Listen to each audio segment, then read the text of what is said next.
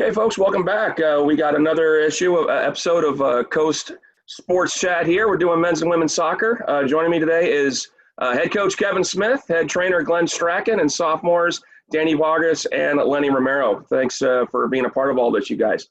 Coach Smith, we'll start with you. Obviously, as a head coach for both men's and women's soccer, I know it's hard to be in two places at once. Take it from somebody that's tried to do 6 sporting events at one time. I get it. Tell me a little bit about the relationship that you have with Coach Strachan. How do you guys are able to make this work? You know, with 2 sports going on, schedules are not necessarily the same. What's the relationship between you and Glenn, and how's that been over the years, making this 2-sport thing work for you? I got to say, over the years, you're going to know how old we are. But we, Glenn and I met in '95. Playing for one of the local pro teams, and we've been working together really in club and through the college and some high school stuff ever since. So, over the years, obviously we've got to know each other's styles, and we have very similar philosophies as far as coaching and what we want to accomplish in a season and what we want to get out of the kids. And we see the game fairly similar. I'm not Scottish or anything, so like Coach Strachan, England and Scotland don't seem to mix so much when it comes to that stuff. But we have very similar ideas as to the way in which programs should be run, and what, like I said, how we want to treat people, and the opportunities we want to give these guys and girls in our program. So, with that, like I said, it makes it pretty easy. As far as the logistics, we don't practice at the same time, obviously, and preseason, I'm able to manipulate the set schedules so that, I'm able to make both. And then in season, when we have conflicts, like I said, Coach Strachan is with the men and does an amazing job. So I never really have anything to worry about. Glenn, how about a follow-up on that one? What's it been like? I know you've done this with not just with Kevin, but with other coaches here in our past. How do you make this work from your end of the spectrum? Well, I get the easy job. I get to come to the field, show up, and just train the kids, and that's the best way to go. I get the players. Kevin and the coaches before Kevin have to do all the admin stuff that I just really, one, I'm not good at, and 2, don't like doing. I get the easy part of the job. I'm really fortunate, to work with Kevin. I worked with Laird before that, to work with Kevin. As he said, we're pretty much on the same page all the time. Not all the time. Again, he's English, so sometimes I don't like him, but that's all right. But for the most part, we're on the same page. We get the schedule sorted out that works for both of us. And really, my job is pretty easy. I get the best part. I get to work with soccer, and I get to work with the kids. That's easy for me, and it's really fun. So I'm appreciative to Laird and Kevin and everybody that brought me in. And it's, like I said, I get the easy part. It's fun, and yeah, I can't complain. Very cool. One thing I'm loving about these interviews is I get to learn more things about coaches that I've been working with for all these years I didn't even know. Like, for example, Glenn, I had no idea you played at Orange Coast at one point. So what was it like playing against Pele back in the days? And if you could give your 2 players here on the camera some advice during their time here at Coast, what would that be? Not necessarily athletically, but academically, or this time in their lives. If being that you're the seasoned veteran on this panel, what would you say to these guys to help them maximize their time here at Orange Coast? You're saying a lot of nice things just to say that I'm old, and I understand. I played on the field back then when it was grass. It was grass and dirt between the baseball fields. So that was a long time ago. It was a blast. We had a great time. The difference now and then is just, 30 years between there. There's lots of differences. The big thing I would tell any kid that's playing at Coast now is to enjoy it. Enjoy the people around you. I still have friends from 30 years ago that I still hang out with. Just hung out with them last weekend. And that stuff is just unforgettable, and it's the stuff that's the most important thing. We won a lot of games. There's a lot of memories, both positive and negative, on the field, but off the field was the most important thing. School-wise, use this as a stepping stone to get yourself going. I know for me, I just wanted to play soccer, and a couple colleges came, but I just wasn't ready for school. Orange Coast helped me get ready for school to take the next step. And for kids like Danny and Lenny, just learn that, understand that, and kind of say, look, this is what I'm doing here. use it as a stepping stone, but use it as a bridge for life. Again, I've got friends that I've known for over 30 years because of Orange Coast College, and that's the most important thing. Yeah, me too. Former Coast kid myself, and like you said, it's friends for life. Once you make that happen here, it's a pretty cool connection to say the least. So, Lenny, your turn here. Like, individually speaking, you had an unbelievable season. You know, led our team in goals, one of the top conference scorers. I kind of ask this question with all the athletes each week in terms of COVID, and I know it's a different time for everybody. What are you doing during this off time to make sure you're ready to go for the springtime? I've just been going out to the park with a couple of teammates, like just getting some work done, getting some shots in, getting footwork in.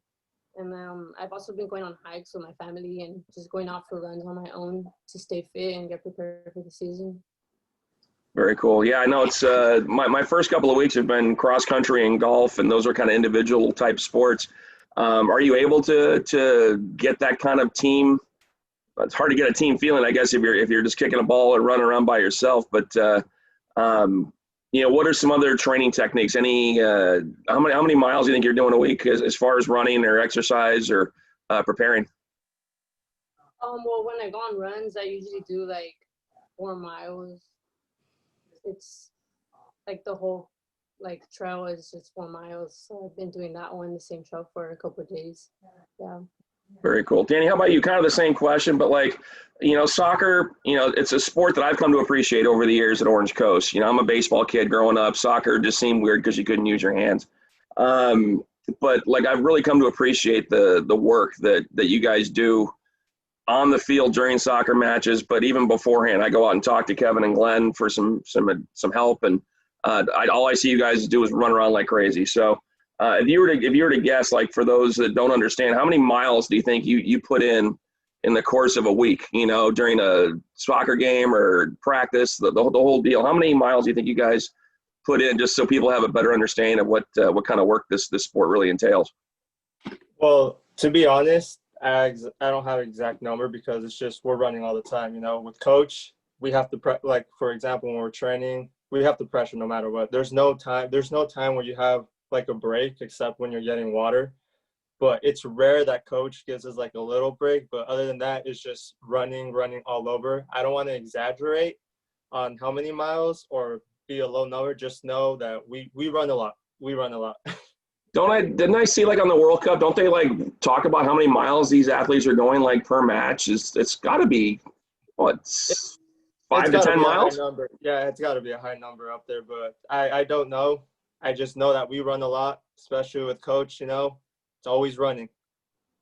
I get excited when I get my 10,000 steps in every day. I can't imagine how many thousands and thousands of steps you guys do in the course of a time. It's incredible.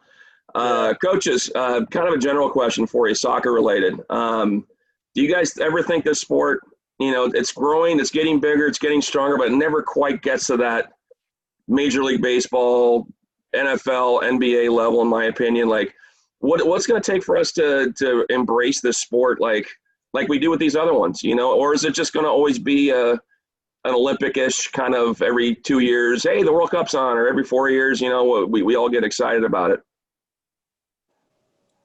I'll go first. Okay, go ahead, Kevin. Go ahead, Kevin. Well, I think for me, one of the things that the MLS has done to really help is they've made some soccer-specific stadiums with capacities that are a little more realistic in the 15 to 20 range, which creates a better atmosphere at the games. And, you know, Glenn and I actually both went to an LAFC game. The atmosphere was amazing, whereas before, you know, you'd get 20,000 people in a Rose Bowl to watch a game, and it sounds like, you know, crickets, it's a decent crowd, but not in the Rose Bowl. So I think that, you know, doing that really, really helped as far as that goes.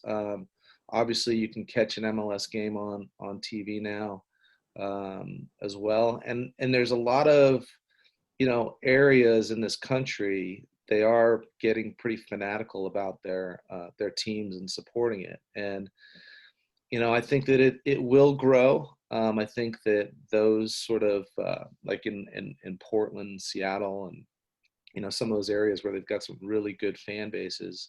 I think you're starting to see it get a little bit more like the European model, where it's just a way of life. But I've seen quite a few documentaries of some of the inner workings and some of the fan support and programs that they have across the country now with the MLS, and it is slowly but surely catching on. And then the last thing I'll say before I let Glenn go is, from a men's national team standpoint, is they got to win. When you talk about the World Cup, everybody in this country has maybe someone or a country that they'd support in the World Cup, but many of them aren't supporting the U.S. and obviously U.S. wasn't there last time. So it's important that the U.S. team wins from the men's side and gets to the World Cup so that we can be excited about it. On the women's side, that's what everybody loves about the women's national team, is they win, and it's fun to watch the winners and support the winners in the World Cup like that. So I'd love to see the women's game develop a little bit more over here from a professional standpoint. The European leagues are much more established, but I really think that they need to do some sort of a partnership with the MLS like they have in Europe with the English Premier League. Arsenal has a men's team and a women's team, and you see Danny's Barcelona back there. Barcelona have a men's team and a women's team. They need to have an LA Galaxy men and women, in my opinion, for it to really grow the women's side as well. Very cool. Yeah, Glenn, I was going to kind of throw you a curveball on that. So I talk about the national side. What is it going to take for U.S.? I know Kevin said winning, but the women are winning. They are already established and well done. What can the men do to kind of copycat that form of success? The problem with the men, excuse me, they need to open up the selection process more. Right now, it's a very narrow process. They have to go through a certain program, be a paper play or something. Those programs. And to me, they got to open it up to the whole country. They got to go into different areas. They got to get players like Danny and stuff like that may not have played club, that may not be in the system. Open it up to players like Danny, who's obviously an amazing player, that wasn't in the system that they're looking for. They need to open up their boundaries. They need to open up to the whole country. To me, it's really difficult to watch a national team play when we keep having a right midfielder play right back just because he's the only person. This country's got millions and millions of people. Someone needs to go out and find the best right back in the country. There's got to be one that we can find. And I don't think they're opening themselves up enough. It's a very narrow top of the pyramid right now. And I don't think they're doing a great job. They keep changing the system. Again, I'm an old person. They've changed the system 5 times in my lifetime, and they haven't changed the people up top. So, there's a lot of work to do. To go back to the original question on will we ever be like the NFL? They have to make the salaries like the NFL. They have to get American players playing this game and giving them big salaries. Because right now the people are getting salaries are the older guys coming over from across the seas, and which is great, but it doesn't make it good for young Americans to say, hey, I want to go do that when someone else is making the millions of dollars and I'm only making a little bit doing all the hard work. So they got to kind of fix that stuff. I hate to say it, but that's a problem that was around 30 years ago with the NASL. So, yeah.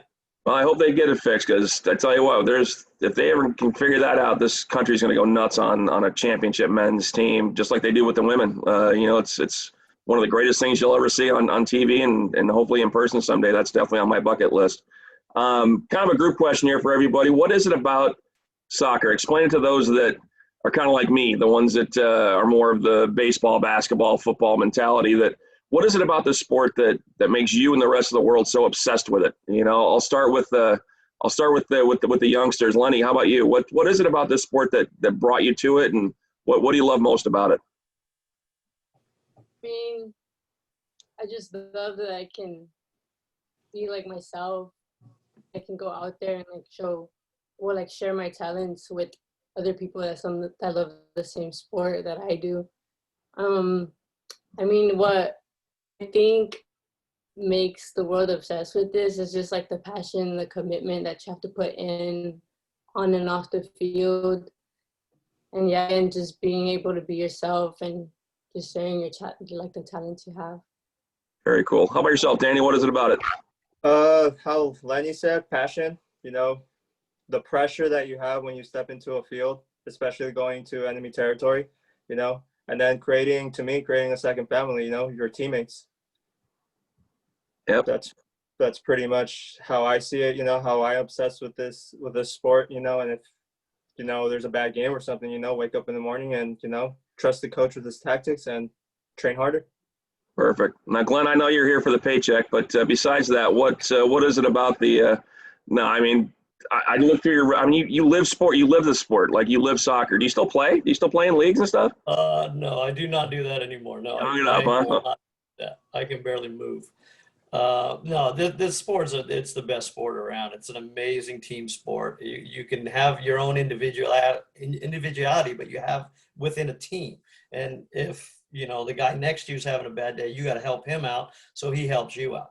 And Yeah. you cannot do this sport by yourself. So you count on everybody else. You rely on everybody else. You make friendships because of it. The best thing in the world is when you win a game at the end of the day and you look around and everybody's bent over, dead, exhausted, tired. It's the best feeling in the world. And Absolutely. as I said, the coach now, I rely on my players. As a player, you rely on players and coaches. And it's amazing when it all comes together. Yep. How about yourself, Kevin? What do you like?